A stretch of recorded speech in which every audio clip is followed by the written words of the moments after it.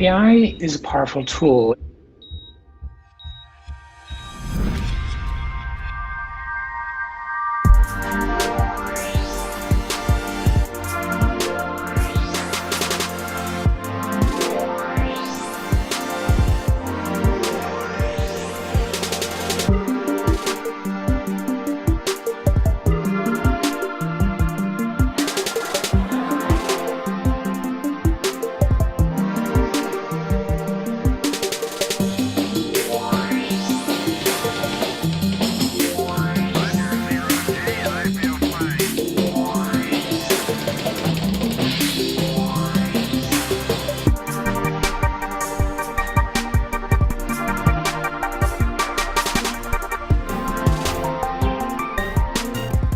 This summit can help ensure that artificial intelligence charts a course that benefits humanity and bolsters our shared values.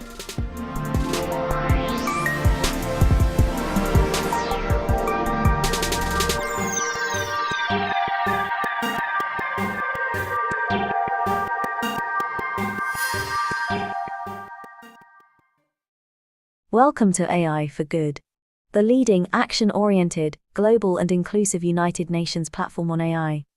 Organized by ITU, in partnership with 40 UN sister organizations, and co-convened with Switzerland. The goal of AI for Good is to identify practical applications of AI to advance the United Nations Sustainable Development Goals and scale those solutions for global impact. In today's session, we're counting on you to use the live video wall feature to ask questions and post comments to help create an engaging discussion. We encourage you to stay until the end to chat, connect, ask questions, and network with our distinguished panelists and world-class AI experts in the neural network. It is now time to kick off the session and welcome our first speaker. The floor is yours.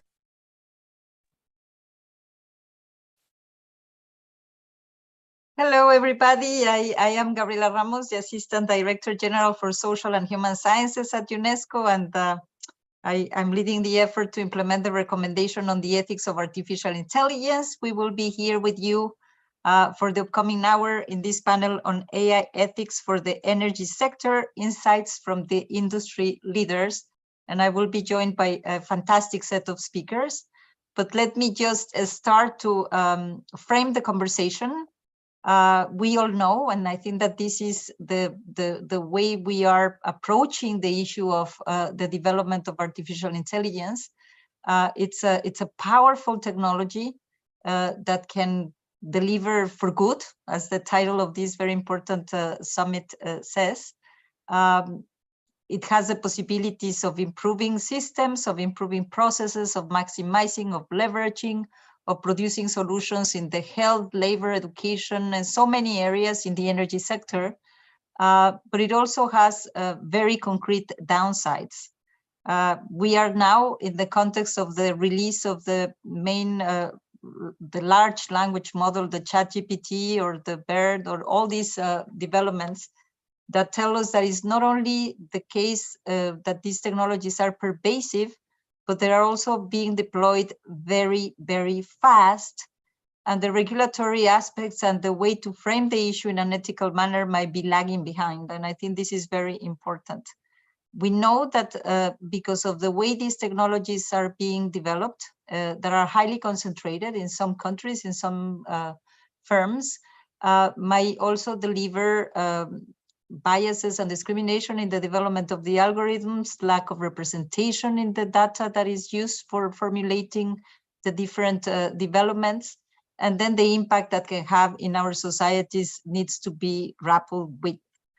And that's why UNESCO has, member states have decided to tackle the issue through a global standard, that is the ethics of artificial intelligence. And this is very, very well framed in terms of aligning the development of these technologies with human rights and human dignity, with environmental sustainability, with fair and inclusive outcomes, and with gender equality. These are the values, and I think these are values that we all share, but it needs to be said, because these technologies or these developments require a societal conversation and not only a technological debate. And these values are transformed them into principles that the industry and the governments are well aware of, principles of transparency, of privacy, accountability, responsibility, the rule of law, very concretely to make sure that whenever these technologies are developed, we are with this right framing that will deliver for good. After delivering this narrative, UNESCO's drafters of the recommendation included also very concrete policy recommendations that call for a better governance of these technologies in a multilateral manner, because these are global technologies that require the global approach. And then we covered very concrete policy areas related to data and the way we gather data, we share data, we curate data, because data, of course, is the main resource that is used by the processes in developing the technologies, the governance and the ethical governance of the system, policies related to labor market, health, education, economy, culture, media, gender, environment. And I think this is one of the most important elements in this discussion, because if we think about the protection of human rights, we should also think about the protection of the environment. And if we are conscious on the need to deliver on the climate transition that governments and the world had set for itself, it's also important that the technological developments go and deliver for the ecological and the energy transition. And I think that's why this conversation is very important. We know that it's not, is really the impact of these technologies in the environment is quite large. On the good side, they could help us forecast, they could help us optimize, they could help us use the resources in a much more optimal way. On the other hand, we know that data centers are energy intensive. Sometimes just the development of major developments like the one that I just mentioned, the ChatGPT, is so intensive in terms in energy consumption that needs to be considered whenever we are advancing a better understanding of these technologies. Right now, we are moving to the implementation of the recommendation in 40 countries. We have developed the readiness assessment to see how far countries have the capacities and the institutions and the laws to frame ethically these developments.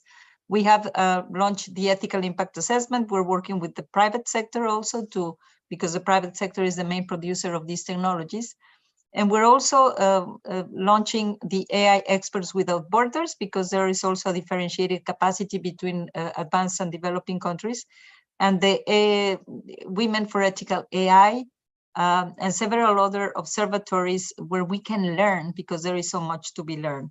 So this is what we are doing at UNESCO, but then let me go into introducing our speakers today, because we're gonna be discussing how do we use ethically the artificial intelligence in the energy sector, and what does that mean for each one of the participants and their affiliations. And let me introduce them. I have the honor to introduce first Ami Shalon, who is the global head of artificial intelligence at Shell. Ami, if you're there. I also want to introduce, welcome and great to have you in the panel. I'm also happy to introduce Christina Montgomery, who is Vice President and Chief Private Officer for IBM. Hello, Christina. And I'm happy to have Robert Austin, who leads the digital transformation and the Electric Power Research Institute. Robert, great to have you also to make some gender balance in this very fantastic panel. So now I just want to take off the discussion with you, with the three of you, and we are keen to know more about you in specific, but also what is the main AI use case you know of in energy. If you can share it in the way I introduce you, please. With me starting, Yes. Sure. Thank you. So as Gabriela says, I'm head of artificial intelligence at Shell, and Shell is a transitional energy company. So I think the use cases I tend to think about are the 4 ways I see AI as contributing to energy transition. And they're firstly start off with, and almost like boringly and taking for granted, it's just simply efficiency. Like with efficiency, you can do more with less. You can power more homes with less inputs, and so it's with less money, but also with lower carbon impact, and that's a huge one. And we take it for granted. We've been doing it for decades, but it's incredibly important. The second one is it's enabling new systems. The new energy is going to be less about burning hydrocarbons whenever we feel like we need them, and more about moving to more of a supply-led system rather than just a demand-led system, and balancing the two and thinking carefully about where storage comes into that. AI is brilliant at predicting and optimizing, and those are 2 things which are going to be absolutely key to enabling any of this to happen. The third one is in speeding up research and development initiatives. So I always say that the energy transition is fundamentally about chemical and physical technologies, along with a huge change in how we do things. A huge amount of human behavior has to change, and the way we work has to change. But in order to do that R&D, to find new materials, to find new molecules, to make these things work at scale, we need to do it as quickly as possible. And we've been working with artificial intelligence to do things like discover new molecules, to speed up the R&D process. It can take months and years to get something, a new catalyst out, to develop better biogas, for example, and we found ways to shortcut that. And the final one is in monitoring. So it's really important that we are able to test things like, well, to look at things like methane emissions and be able to detect that, and to look at biodiversity and see how different parts of the planet are evolving, to check they're going to do what we think they're doing, and so we can get early warning systems when we need them. So I think these are my 4 general. If I have to pick a favorite, I think it's actually the most boring one, which is efficiency, because there's a huge amount of mileage in that. People just take it for granted, but it's huge and we've got a long way to go. And the other one is speeding up R&D, because I think that's another one people just don't think about. Well, but I think that you are setting very well for the conversation in terms of very concrete elements there that could be improved with the use of AI. Let me bring Christina. But what would be your take, Christina? Yeah, hi. So I'm Christina Montgomery. I'm the Chief Privacy and Trust Officer at IBM. So part of my responsibility at IBM is co-chairing our AI ethics board and helping to implement the principles that we have around artificial intelligence into our practices across the company, and helping to instill a culture of trustworthy AI here at IBM. So IBM, just for those who aren't familiar, is an enterprise software and hardware. We're a hybrid cloud and AI company.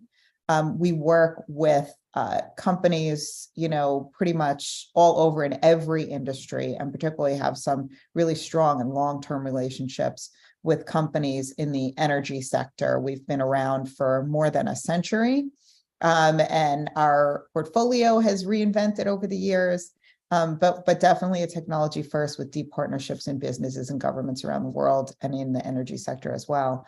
And I would say, Amy gave a fantastic overview.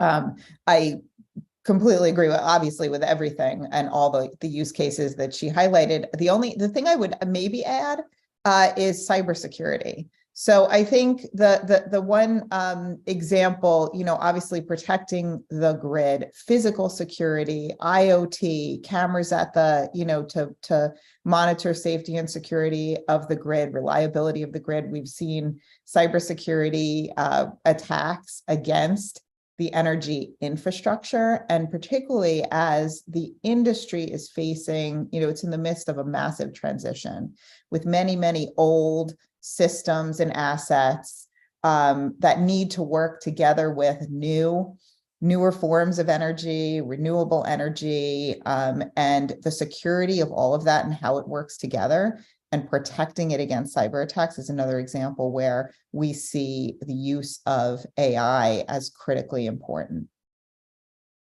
That's a very nice way to introduce something that probably we deal more in the future of work, which is the transitions and the adaptability of the systems to something new, but that will require a lot of attention. So great to have that element introduced.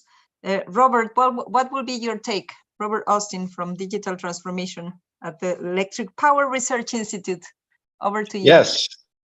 Hello, can you hear me okay? Yes. Okay. Yeah, thank you. I think I agree with everything that's been said in terms of the value of efficiency. Also learning new things from a new way of looking at the data using machine learning and artificial intelligence, which is a little bit different than how traditionally we've looked at and analyzed these systems. So we'll learn new things. As a specific example, EPRI supports, electric utilities and energy producers, which is of course vitally important to, the well-being of the world. It's also very important that we get it correct. So wanted to give, example of how AI is currently helping us and how we could see it. So for example, power plants take lots of inspection data on their components to ensure safe and reliable operation.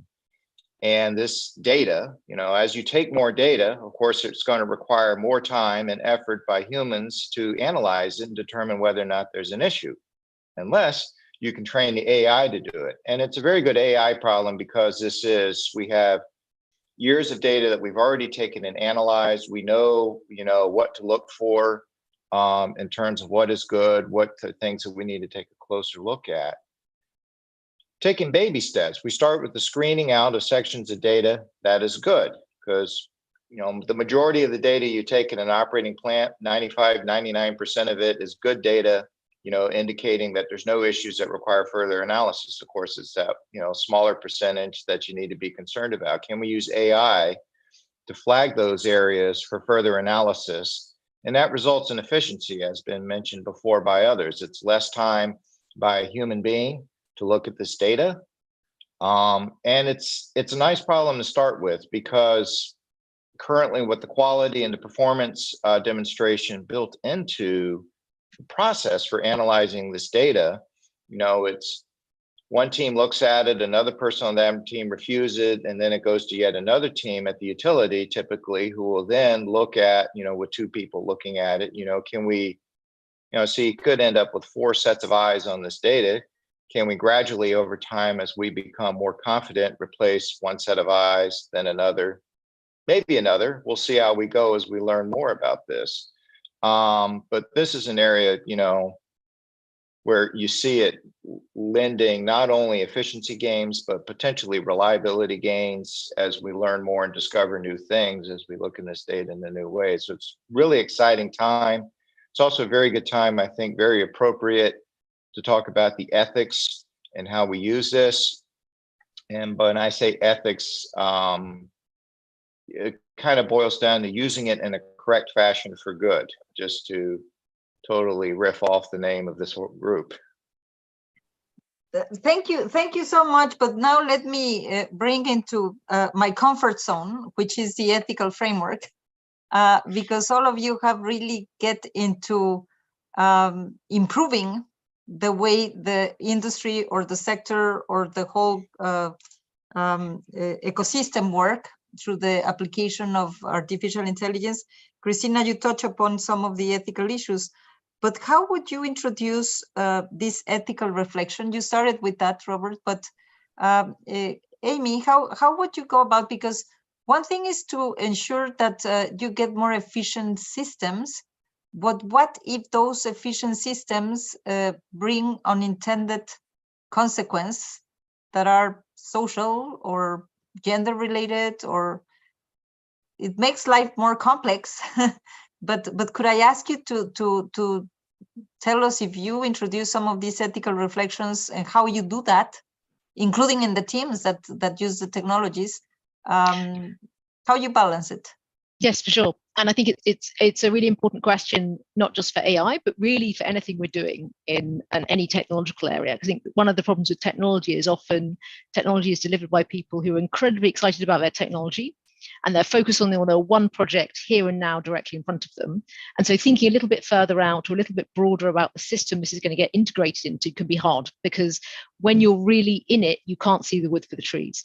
And so one thing we've been doing over the past year and a half is implementing an AI ethics system where we're basically embedded it into our everyday processes. This isn't something we should do as a one-off or episodically. It's something we should do as standard. And everyone, data scientists, product owners, project managers, data engineers, software engineers, everyone should be able to take that step back and say, firstly, should we even be doing this? Is this promoting energy transition? Is this in line with keeping people powered today, people keeping homes powered and keeping the lights on, whilst making sure we're always moving towards energy transition? Because if we're not sure, we should really think twice about doing this. Secondly, are we doing it in a responsible way? As a product gets later on in its stages, is it robust enough? One of the really critical pieces around this is, as Robert was referring to in particular, is about trust. If you're putting this much into an energy system, which you have to rely on it to be able to say, to accurately predict and optimize and turn off your fridge when it doesn't matter, you need to be able to trust it, but it's reliable enough and it's good enough. If we're not technically, and this is to some extent a technical issue, if we're not confident enough that's doing that well, then we have a problem. And so you have to be very, very confident this is something that we can rely on. And then the third piece is around, as you say, around pieces like biases. It's very easy, again, when you're seeing from a particular point of view, or when you've originally developed a piece of technology for one narrow use case, and then you think let's spread it out to others. Can be brilliant, but you've also got to be very careful about the context. And so we use tools such as having a framework of potential stakeholders. And even though most of where you have to just think carefully, what impact will this have on our staff members? What impact could this have on customers? So there's some direct impacts, but also some indirect impacts further along. And if every quarter you have to kind of look at this matrix and think, actually, given where I'm at with this project, how is this going to have an impact?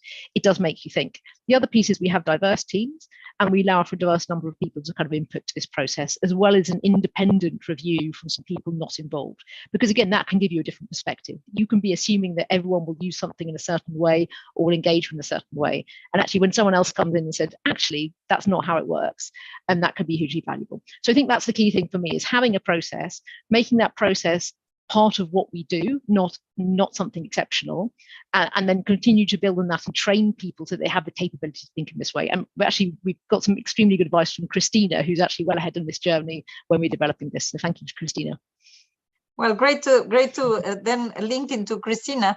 I will then ask you back after I go into the round of Christina and Robert. You have touched on many of the very good elements of an ethical process, which is to be inclusive, which is to be transparent, which is to think about the impact on the different stakeholders that are going to be affected. I would like to ask you how you measure that. If you measure, if you monitor, how do you receive that feedback? Christina, of course, you are at the core of the ethical framing, and this is your job. I think that's a very good way to put it. But there is sometimes this conflict between those that want to be advancing forward and trying to deliver for the business purpose, and those like you that need to be framing the issue sometimes, and it looks as if you would put some break in some of the processes. And why don't you tell us how you do it first in terms of the ethical framing of the objectives, the cybersecurity that you mentioned, and second, how you see your position. And we're now, unfortunately, in a moment where many of your peers are being dismissed in some of the companies. So what's your take, Christina? Yeah, so we started, and I think Amy's points were fantastic in terms of like having a process, fundamentally, first and foremost, have a process and leverage what you have already in place today. So we're going back in terms of ethical AI and thinking about, and particularly in a sector like the energy sector, which is so rich in data, and you've got, older data sources and very new data sources, and it's often in silos. And so you have data governance related processes and ways of unlocking that.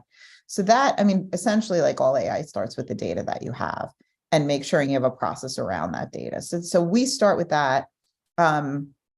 And we also, I think it's important for companies to have sort of that North Star of what it is you're trying to put in place across your company from a principles perspective, because a lot of the law is coming, regulation is coming for artificial intelligence related systems, but there really isn't very much in place out there today. So it's left to companies to sort of figure out and think about, what is the North Star that I'm going to hold myself to as a company? And for us, what we did is we established principles around AI. We call them our principles for trust and transparency. And our AI should always be used to augment, not replace humans.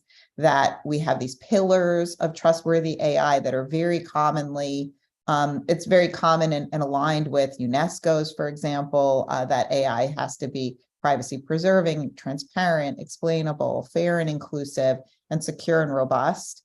And we also, as an enterprise technology company, we are a little unique in that we don't have a population of data that we're using from our clients. Like basically, our clients' data is their data. We don't train our AI on client data.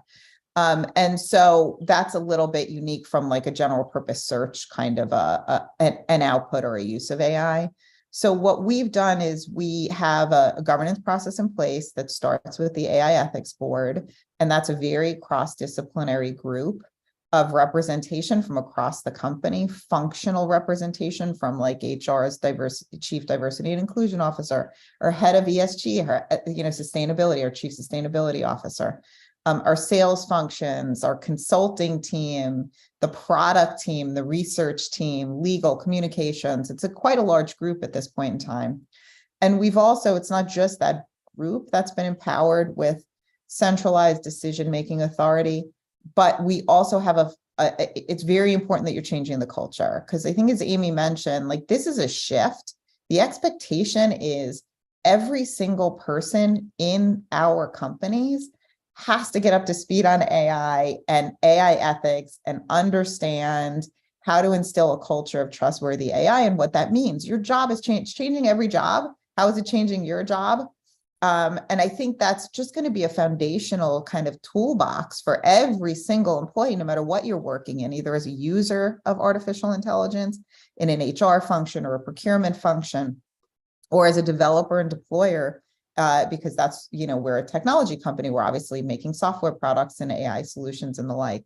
So education is foundational to our program. We have built it into existing education that's mandatory, like our business conduct guidelines, our data privacy and cybersecurity education. And we also have standalone badge programs. We're educating not just the IBM employees, but we're educating our ecosystem of partners, our technology suppliers, along these same principles as well. And then what we're doing too is building out, we can't just be saying this without facilitating and tasking, basically providing to business units, to individuals, the tools that they need in order to do what they're telling them to do. So for example, we can't say test for bias, we don't believe, and not let people know what that means and give them a tool in which to do it. So we work very closely with our research team on developing a toolkit. So we've deployed multiple toolkits to open source so they can be contributed on and improved, because we don't have all the answers here. And some of those are around explainability in AI and detecting bias in AI. And we have a very robust playbook. And so we point people to, okay, here's what you should be doing at different stages in the life cycle. And here's a tool that you can use. It may be an IBM tool. It could be, I suppose, a third party, but like give them the tools to enable them to do what we're asking them to do. So it's not just a blind directive, building it into the processes. So, that's essentially sort of an overview. It's very much a process. We document the process, we provide the tools. And then also we advocate for policies on a global basis that are consistent, with our beliefs. So we've put out, and we try to be concrete and actionable in our recommendations to policymakers. So we've come out with like precision regulation recommendations for AI 3 years ago now, that say regulate the use in context of AI, not the technology itself, because if you try to regulate the technology, look at the speed at which it's evolving. I mean, we're not even consistent across the world in terms of what we mean by AI. So you need to regulate, it's very context specific in terms of the potential for benefit, but also the harm. So that's like regulate the highest risk use cases of AI. And here are some recommendations for how to do that. So it's very much a holistic approach. Well, it's really a Bible. It's as broad as it gets, but I like the fact that you are putting people at the center, because you can have all these toolkits and you can have all these rules, but if you don't do this extra step, and as Sami said, the process by which people can really own the elements of what you're putting together and test them and then give you feedback, I think that's a very good way to put it together. Robert, what would be your call in terms, you mentioned the question of data, and of course data is core of the issue, and as they say, no, what you put in is what you get out.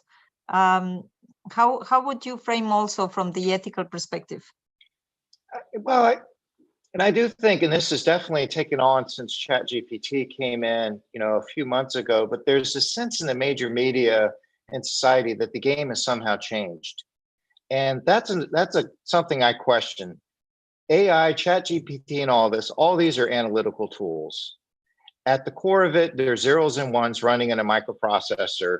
And we have learned over the past 40 years how to manipulate, how to, basically correctly do computers for controls of systems, for analysis that, using more traditional methods and all of that. AI is just another analytical tool at the center of that. People haven't changed. Our overall societal goals haven't changed. So we need to go back and remind people using AI, yes, this is a new tool. However, you are still using it within a similar context of before, where it needs to give correct answers that aren't biased, that reflect our values as a society towards IP protection, towards equity, judgment, and all of that. So like with all tools, it has to be used responsibly. The tools in and of themselves are tools, right? It's up to people whether we use them for ill or for good. And so that's what we've been doing as we roll out AI. We're of course, taking, like I said, small steps and using it in smaller, lower risk proof of concepts and lab setting with data, using AI in conjunction with previous methods, using more people or other analysis so we can directly compare the results of the AI results to others. So we're definitely going into this slow. As our researchers look at AI, we're reminding them, okay, this is AI. However, you still have a responsibility to use this in a responsible fashion, not only not to use it in a high risk environment, which honestly speaking, in the utility and electric industry, everyone understands that, but also we have to remind them on data protection, intellectual property protection, and all that. You cannot take somebody else's data, even if you find it on the internet, and just upload it to an AI model. That is potentially illegal, certainly unethical. You have to have the right data permissions and all that. And again, we have a fairly long tradition of in the industry, and particularly with IP, to respect others' IP and make sure our own is respected. And so that's, I think, the message is, that hasn't changed. We do want to look at our current rules and current guides and see, okay, does AI change any of that? And if so, how do we do that? I do think we need some greater clarity around data. I think the biases and the specifics on how you measure the accuracy and precision of AI is going to be different, and the metrics you need to use than traditional analysis or control software. But then again, I do think there's a rich history there that we can draw upon as we go with AI. I do think as well that, as Christina mentioned, you want this to be as much as you can tool neutral, which is again why I tend to say, you know, AI is just another algorithmic tool in our, you know, computing toolbox.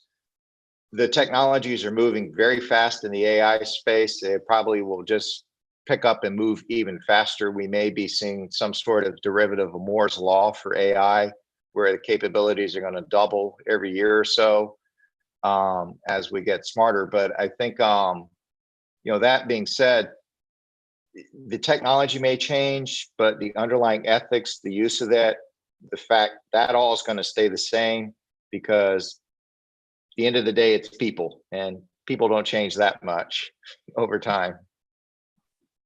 Well, that's quite a comment. I have to say that I'm not sure I agree, Robert, that the technology is neutral, because technology is being developed by the group of people that has its own goals and definitions, and so I'm gonna take a moment to share with our audience the result of the poll that we launched. But I want you to reflect when I come back to the three of you. We have been looking at how you do things and how you ensure that the ethical framework delivers, and how you define the goals to ensure that the energy sector also use AI for good. How you measure that, and how you measure success. How would you know, if I go to Christina, Amy, or Robert and ask you, do you feel you are delivering? And if yes, why? And if not, why not? And then a very, very, very simple question that is not so simple when you need to manage teams. How diverse are your teams? Because from our perspective, even in looking at the integration of the teams, you just have in the upstream, you already have the seeds for biases to just collate into the whole processes. And therefore, I want to ask you how diverse are your teams, not only in terms of gender, but on origins, nationalities, or languages, or and all of you have global institutions.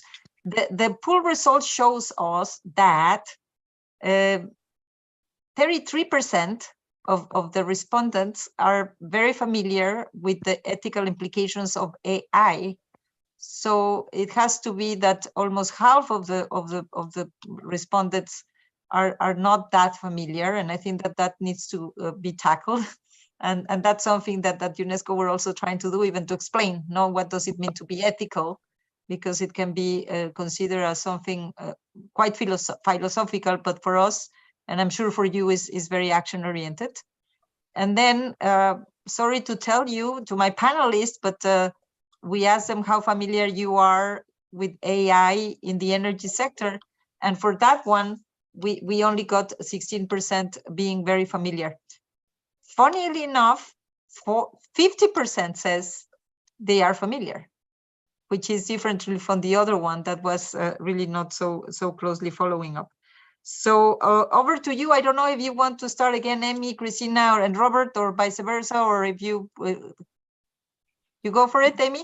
Happy to comment. So your question was on sort of how diverse are our teams, and I think so. Just thinking about the AI data science teams, I think we have, given the standard for data science and AI, we do fairly well. So just thinking about gender, we're not 50-50, but we're probably more like 30-70. As an example, so I head up AI.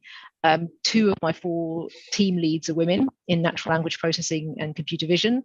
And I do think of these things as often it's virtuous circles, that when you have a diverse team, it's not just about the kind of what almost called phenotypical diversity. It's about the attitude towards diversity and being aware of, you're not just trying to hire people who look like you or come from a similar kind of background. And so it's that deliberate sort of questioning of, hang on, are we only hiring this type of people?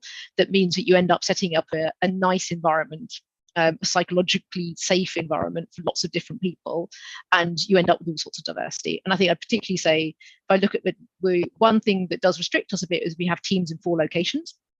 So in the UK, US, Netherlands, and India, and inevitably people who are local to those locations are more likely to be represented. But I would say that particularly in UK US and Netherlands, hugely diverse. Like our team in the UK is not primarily British, like that's probably a minority of nationalities. So we do actually see a very large variety of people from different backgrounds.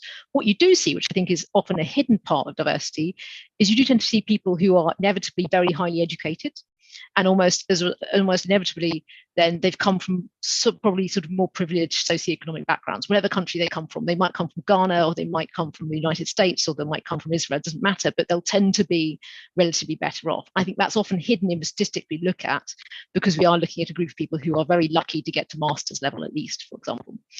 So I think we do well on some dimensions. We look at ourselves very regularly on these dimensions, and we hold ourselves to account. We could always do better. Just as a quick add to that, there's just in terms of what Robert was talking about the issues, though, I don't actually see the issues as being new at all. I see them the same as all the other issues we have with technology. So I agree with him on this one. I think the difference is a bit like you were saying at the beginning, Gabriella. It's that when technology is evolving so quickly, it means people are taken by surprise. And that's the real danger here. So we have all the same ethical issues. It's just quicker, perhaps deeper, and that's what we have to be ready for and be reacting to quickly. Yeah, it seems that we are discussing any other subject in terms of being diverse, of being inclusive, but exponentially more necessary given the technological environment. Christina? Yeah, I mean, so it's a complex question, and I think, as I've been reminded, what I will say, and I firmly believe our team is extremely diverse. Our board is very diverse, but I've been, that's a subjective, as I've been reminded, diversity is a subjective concept, and it is, right?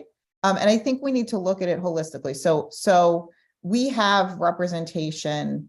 We're a global company, right? So through either the board or the combination of the board and our AI ethics focal point program, we have skill sets, backgrounds, disciplines, gender, racial diversity across the company. We have representation as a company in we operate in 170 countries around the world. So that's really important for us from a global perspective. And even if you look at from a skill set perspective on our board, because these issues aren't just technical in nature from a governance perspective, they're socio-technical in nature, and they require a very diverse set of representatives who are coming at it from different perspectives to opine on particular uses of technology, use cases that come to our board and the process and the like. So I come from a legal background, and my co-chair on the board is an AI ethics researcher who comes from a computer science and ethics in technology background. The representatives on our board come from all different backgrounds, including, as I mentioned, HR or sustainability or sales or consulting or policy or legal, and different geographies. We have focal points as well in geographies around the world. So that's the governance aspect of it. And as I look at the evolving needs of my team, because my team is the Chief Privacy Office, and we support both our privacy compliance program on a global basis and now AI governance, supporting the company in terms of compliance with ensuring that we're building our principles of AI into our practices across the company. What skills do I need on my team? I mean, I'm evolving from having people with background in core privacy, privacy professionals, privacy engineers, lawyers, into data science, and like wholly new ways of thinking and that you need to support that core program. So that's something that we're continuing to evolve as we build more of that. And we measure success in a number of ways. First, by looking at the numbers on the board and continually striving every time we're making a new appointment on the board. We do diversity assessments very regularly across the company. We have commitments to diversity from a numbers perspective. So if we're not moving the mark in terms of diverse representation in our executive population, our executive comp gets impacted by that directly. Every executive in the company will take a hit or get, a benefit. I mean, your comp is affected by the metrics that the company is committing to and showing measured progress and diverse representation across the company. Yeah, I mean, I guess it's a continuing evolving. We're not there. And we also work, I would say the other way we're doing this, a lot of it, people say pipeline, and pipeline shouldn't be an excuse, and it's not an excuse, but that, you need to increase diversity and inclusion in STEM education, in the fields from which you're hiring from. So we do a great deal of work in IBM, of outreach, of setting up these pathways to technology, early education, high schools, skills-based hiring. So hiring less for just having degree requirements across the board, and looking instead at what skills you need. So eliminating, maybe you don't need a college degree. And I think now half of IBM's hires don't have four-year college degrees. They may have cybersecurity training or being hired out of community colleges, where you see, you're opening up that applicant pool more broadly to encourage diversity as you're building out your company. This is fascinating, and I think it goes pretty much in line with what Amy was saying in terms of the culture and the mindset and the trying to advance solutions that is not even driven by the industry, is driven by the societies. And how you pick community. Up the how you fix some of the issues that are down there. But let me tell you as a reflection, I'm very glad to hear you saying that you are going for multidisciplinarity. I am the ADG for social and human sciences, so I will recommend that you bring the anthropologues and you bring the sociologists and you bring the. And we do. Because it's very interesting, Christina, and I think I will for my next interventions, this is a point that we should do more, because every discipline brings also their own perspectives and their own culture. And the fact is that we have gone through the decades for a specialization, and so it's also very interesting to know that IBM is looking at not full degrees, but people that have some capacities, because everything is changing so fast. So quite interesting. Robert, what would you say? I think that we have now a very clear strategy from this, from Shell and from IBM, on the question of diversity and measurement. Yeah, our strategy is similar. Certainly getting better over the years, becoming more diverse at EPRI. Our team likewise is, good gender balance, working on the regional balance. The socioeconomic balance is an interesting one because, similar to previous comments, people with technical training tend to come from the higher socioeconomic statuses, regardless of, which part of the world they come from. We can always get better. I think it's vitally important too. I mean, to have that diversity of background, even on technical questions that you think would only have one answer, but actually there's multiple ways to come at and solve a technical problem. And if you have that diversity of background, you will get that diversity of solutions. I personally have had the opportunity to work on some very large nuclear projects that involve people from France, China, Germany, and the United States. And it was very diverse in some of the solutions to it, and the best answer could come from anywhere. And so that's very important. I actually get a little concerned when I walk into a room that's going to deal with a complex issue and everyone has a super similar background. But that's getting better. It's good to see. Something to continuously work on. I agree with Christina. We have to look that people are getting educated about this in many different ways, which may not be a 4-year degree in computer science or engineering, but that doesn't mean they don't have anything to contribute. And we've seen that as well in some of our hiring. I did want to go back on the technology neutral, because when I said that, I meant the underlying core technology. So I meant AI. The application of the technology, of course, can be not only used unethically, but developed in ways that potentially will encourage unethical use. And most of my background is in the nuclear industry. So of course we, very much see both sides of that, both between nuclear power and nuclear weaponry. So as an example, large language models, since, ironically, that's all everyone's talking about right now. Large language models, they offer a lot of potential benefits with efficiency, potentially with completeness. I certainly have reviewed some work product from technical staff that's been written, and definitely think, they could have been aided by a large language model just in the quality of the writing. So there's definitely some aspects that would be good, but I also think, well, someone could also use a large language model in a totally unethical way, unethical application, to generate a lot of disinformation and then put that out on the internet in such a way where it looks like 1,000 different varied sources there, and then tilt the results of search engines and other things. And that would obviously be completely unethical. So it's not the underlying technology. The underlying technology is neutral. The applications of it is less so neutral. But at the end of the day, it's still a person deciding whether or not they want to use that technology. So I did want to go back and clarify that. And the diversity also will help because, again, just like on technical solutions, diversity of opinion and thought will, offer those perspectives. It's like, well, did you think of this? That's potentially not going to be inequitable or unfair or disadvantage this particular group or advantage this group or the other one. And a lot of times, you just have blinders on. You just don't see it.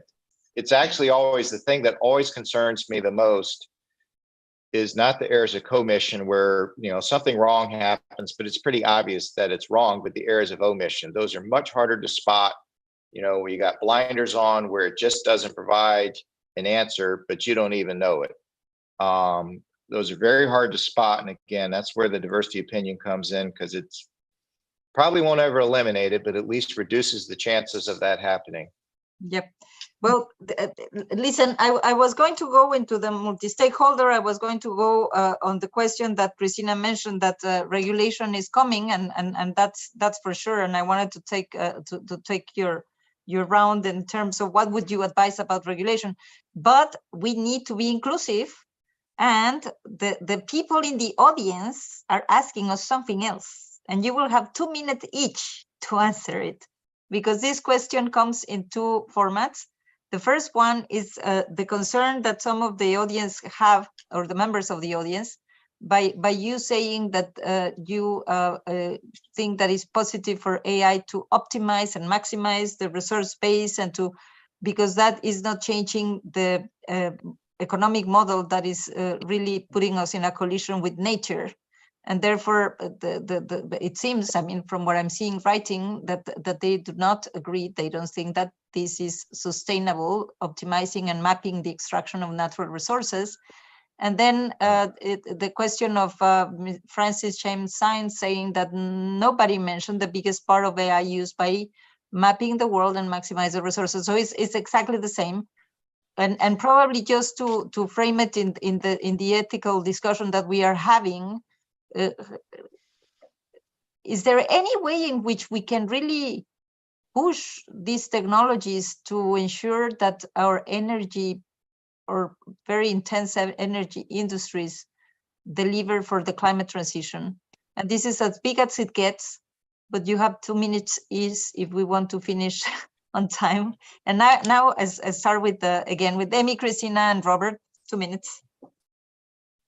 I'd actually go back to Robert's point again, is the technology is neutral. It's how you use it that matters. And we have to really press on this point, because otherwise AI ethics isn't going to mean much, because unless you put the responsibility firmly on the people who are using this, we will miss the point about AI ethics. It's like the AI is fine. It's what we do with it that really matters. So the point about sort of optimizing the resource base, it depends what you mean by resource base, because resource base can be extraction of lithium for batteries. It can be extraction of hydrocarbons for energy. It can be extraction of wind for green energy. I don't see that in itself as a bad thing. I also think this is an energy transition. It's not a complete cutoff right now, for the reasons of we need to power lives today as well. And so we do need a very fast transition, and I would like to see it go faster, but it is a transition. So I think the key thing for us is looking at every project we do and saying, should we be doing this? Is this genuinely powering the transition, or are we going backwards? Are we doing too much? For instance, if we were doing trying to work on lots of new field exploration, that would not be something that is in line with Shell's strategy. That would be not an ethical thing to do. So this is exactly what we put into our AI ethics policy to make sure we are working on the right things. And certainly from the portfolio that I and my team have today, that is not the majority of what we're doing. So overall, so that would be my answer. It is, I don't think you can push these technologies to do anything because we're the ones deciding to use it. This has to be an ethical policy and individual decision about what we do with it. Quite complex. I think that you express it in a very, very compact manner, but it's just so complex in terms of delivering on this transition. Christina?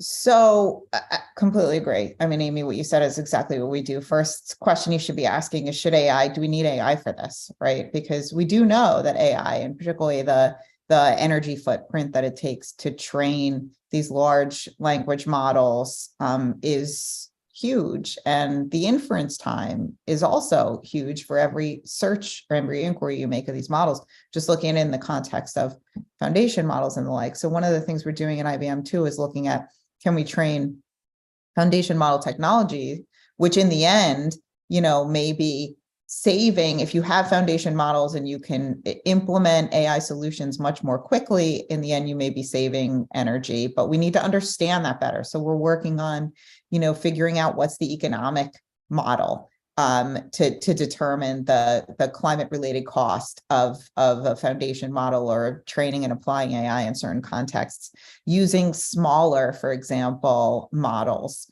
than just large language that are trained specifically for tasks like energy discovery, for example, or predicting long-term, vegetation impacts, like how, to kind of optimize. This comes back to, bringing weather data in, storm predictions and the like, which in the end, but you need an economic model. So that's one of the things we're doing, is kind of figuring out the economics of that and constantly working on technologies that we can use AI in a less energy way. And the last thing I would just mention quickly is, for those who aren't familiar with it, IBM was one of the first signatories, and we just reaffirmed our commitment along with Microsoft and all three Abrahamic religions, to the Rome Call for AI ethics. And that's essentially a call for all companies, governments, individuals, to ensure that the AI that you are deploying first and foremost puts humanity at the center. It's humans making the decisions and deciding where and why to use AI and whether to use it in the first place, that we're always in control, and that it is protecting the planet. The environment is a very important part of that commitment as well. So those are part of the principles that we apply internally at IBM to the decisions that we make. Thank you so much, Christina. Robert, over to you. Yeah, thank you. I think on the resource extraction question, it's, I mentioned intellectual property rights, but of course there's physical property rights and ethics related to that as well.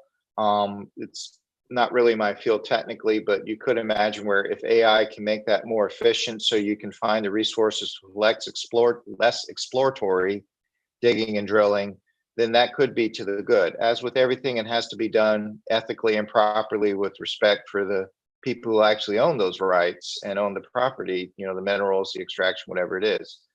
Talking about climate change, I think AI, again, we're facing as a overall global society, a very large investment to make the energy transition to lower carbon resources.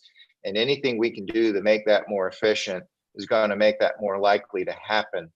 Even once an AI can be a part of that, like we talked about, once that transition, or as we make that transition, there's some big technical problems. For example, how do you control a electrical grid composed of potentially thousands or tens of thousands of distributed generators, all of which are giving you some variety of direct current power that needs to be converted to alternating AC power and balanced with loads, weather, all of that. That is an extremely complex control problem that we don't have with the current grid, how it's designed. AI, machine learning could be a component in solving that. May not be the only way to do it, but it's definitely something to look at. And we are going to see, as we see the overall energy system become, I think, inevitably more distributed, with more interconnections and much greater communication between it, that's going to turn into a data-rich problem that AI and machine learning can help us solve. So I think moving beyond just doing things more efficiency, we're going to gradually, done properly, so it's done correctly, gives the right answers, but see this begin to come in and how we do control of this very complex and new system that we're currently building. Well, thank you so much. I think that we should, with the three of you and the things you're doing in your companies and for the world in terms of deploying these technologies in an ethical manner, or trying as we speak, we could have stayed for 2 hours, but we need to finish the panel. And I would like just to say that it has been a pleasure. I have to say that I'm here to also take some conclusions of the very interesting debate that we are having.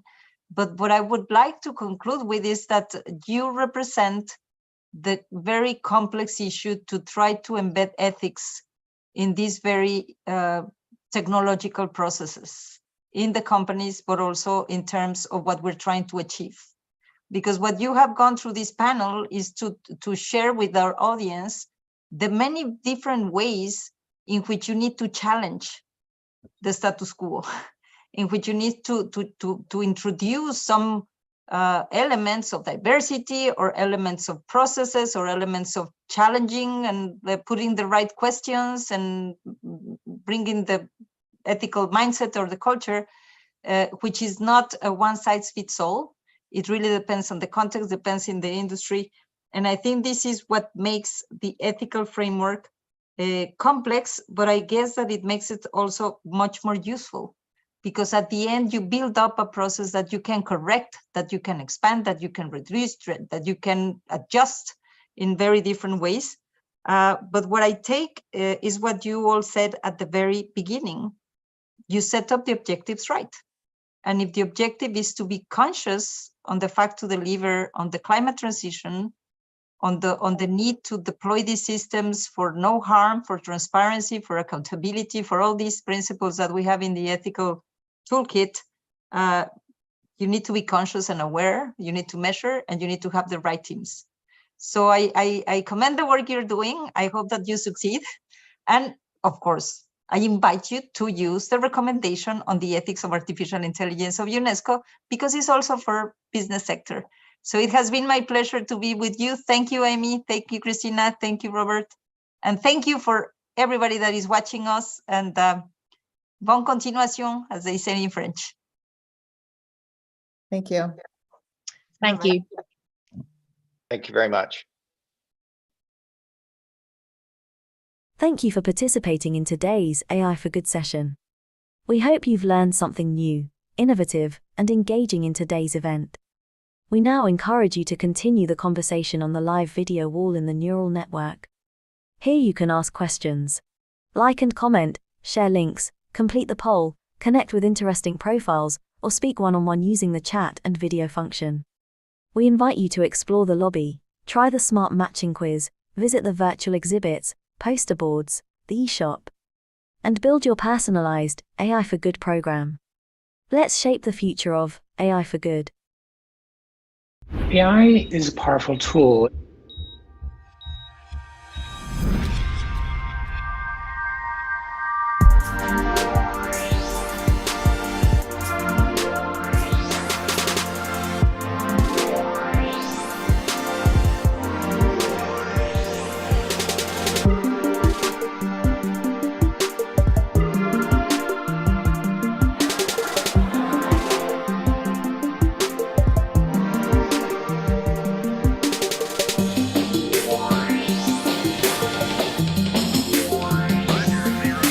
I feel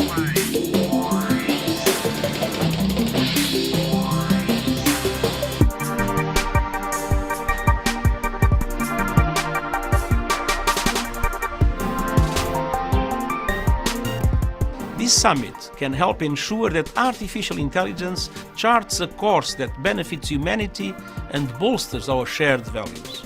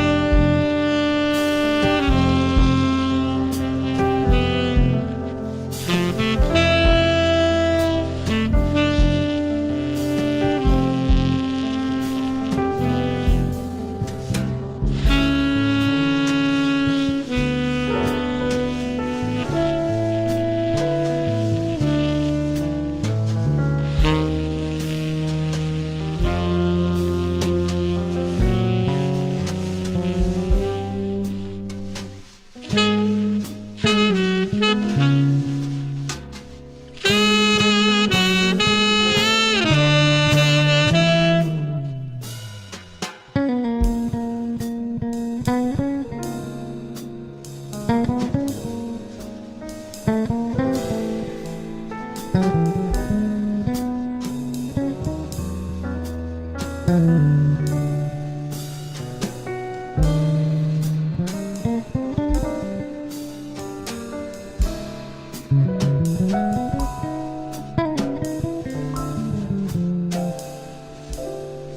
you.